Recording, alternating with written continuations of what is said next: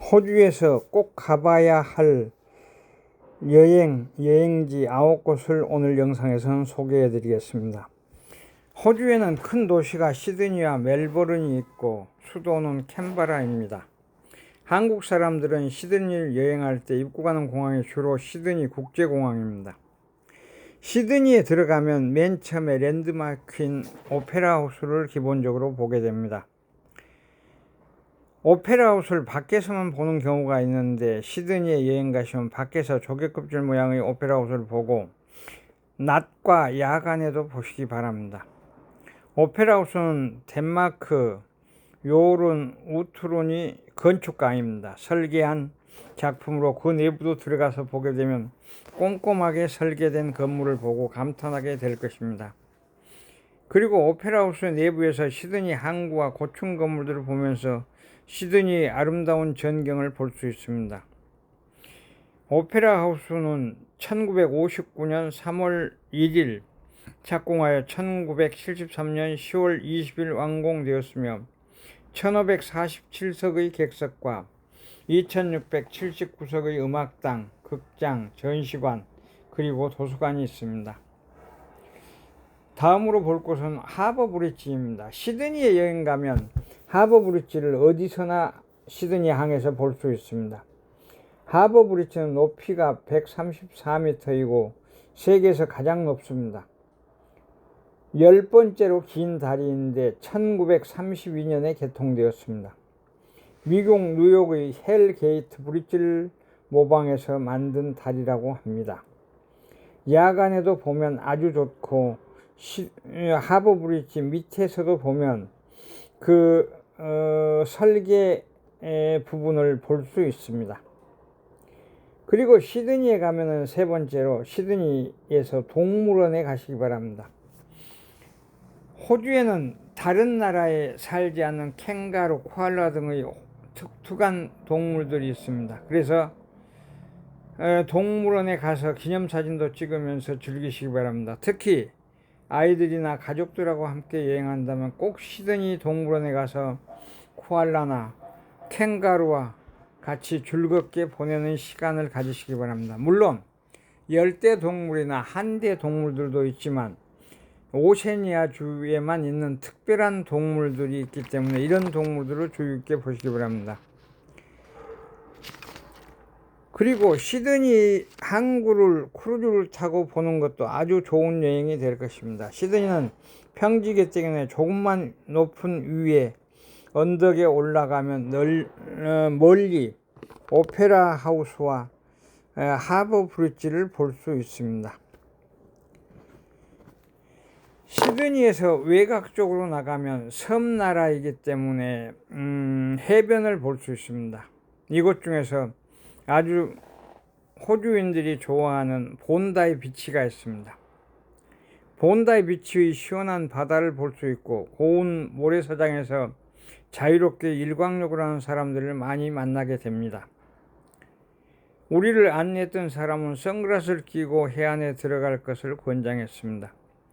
수영복만 입고 누워서 일광욕을 하는 사람들을 보기가 민망하다는 의미였습니다. 이 방랑자는 미국인들과 몇 년간 생활하면서 햇빛이 나는 날은 옷을 벗고 선탠하는 모습을 많이 봤기 때문에 별로 낯설지 않은 풍경이었지만 같이 갔던 일행들은 신기하기도 했습니다. 유럽 백인들은 날씨가 좋은 날에는 일광욕을 하는 사람들이 아주 많다는 것을 호주에서도 보게 됩니다. 그리고 왓슨 베이를 가보시기 바랍니다. 왓슨 베이는 고급 요트들이 많이 있고 모래사장을 걷는 사람들과 갈매기들이 같이 다니는 것을 볼 수 있습니다. 아름다운 왓슨 베이도 보시기 바랍니다. 그리고 갭파크라고 우리에게는 빠삐온 촬영지로 유명한 갭파크에 가면 한국 제주도와 다른 바다 절벽을 볼 수 있습니다. 검푸른 파도가 끝없이 펼쳐지는 남태평양의 바다를 보면서 가슴이 확 트이는 것을 느낄 수 있습니다. 한국의 동해안에서 푸른 바다를 보는 것보다 더 넓은 대양을 보는 기분이 상쾌할 수 있습니다. 호주에서 다음으로는 산을 가볼 때가 한 군데 있습니다. 블루 마운틴입니다. 호주는 평지가 많은데 시드니에서 서쪽으로 약 100km 떨어진 곳에 있는 산이 블루 마운틴입니다.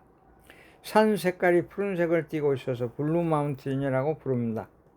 이 블루 마운틴은 호주의 뉴 사우스 웨일즈에 있는 동부 해안과 내륙 지방을 갈라놓은 큰 산맥으로 호주의 국립공원입니다. 영국 탐험가들이 25년 만에 블루 마운틴을 가로질러 호주 내륙을 향하는 길을 열어서 호주의 서부 개척 시대가 시작되었다고 합니다. 해발 1100m 높이인 블루 마운틴은 산 정상이 평평하고 넓은 고원지대를 형성하고 있는 것이 특징입니다. 유칼립투스 나무에서 나오는 수액이 햇빛에 반사되어 산 전체가 푸른빛을 띠고 있기 때문에 블루 마운틴이라는 이름이 붙여졌습니다. 블루 마운틴은 2000년에 유네스코 세계 자연유산으로 등재되었습니다. 블루 마운틴 에코포인트에서 세자매 봉도 볼 수 있는데 관광객들은 이곳을 좋아합니다. 호주는 석탄 매장량이 아주 많아서 제1위 수출국입니다.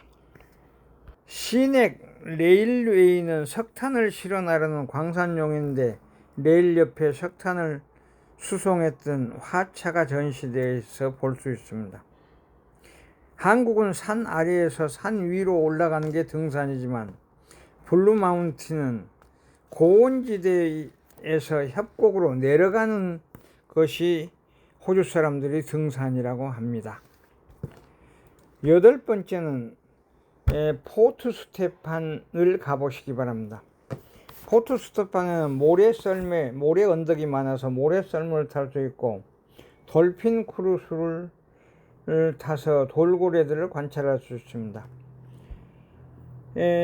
모래썰매는 모래산 위에서 썰매를 타고 앉아서 내려오는 재미를 붙일 수 있고 돌핀 크루즈는 돌고래들을 볼 수 있는 크루즈 여행입니다. 이 방랑자는 이번까지 3번에 걸쳐서 호주를 여행했는데 20년 전에 방문했을 때는 돌핀 크루즈를 타고 돌고래들을 많이 볼 수 있었는데 이번 여행에서는 2시간 정도 먼 발치에서 보고 돌아와야 했습니다. 날씨와 바다 상태에 따라서 돌고래를 가까이 많이 볼 수 있는 여행도 있으리라 믿습니다. 9번째입니다. 호주 시드니에서 꼭 봐야 할 곳이 더 룩수 지역입니다. 영국인들이 처음으로 상륙해서 정착했던 지역으로 과거와 현재가 조화를 이루는 지역입니다. 골목에는 기념품 가게, 카페, 갤러리 등이 많이 있습니다. 그리고 시간이 남은 호주의 큰 도시 멜버른과 우리나라도 수도 이전을 공론화하고 있기 때문에 세종시 수도 이전과 같은 수도 캔버라를 여행하면 더 좋다고 생각합니다. 수도 이전하는 시기에 호주 여행을 하면서 캔버라에 대한 기억도 있습니다. 야간에 시드니 옵서버토리 힐파크에 가면 하버 브리지도 잘 볼 수 있습니다. 시드니에서 석양의 시드니항을 볼 수 있는 크루즈를 타고 시푸드를 먹으면서 시드니항을 조망하면 아주 장관입니다. 그러면 시드니 근처의 호주 여행은 대부분 재미있게 하고 돌아올 수 있습니다.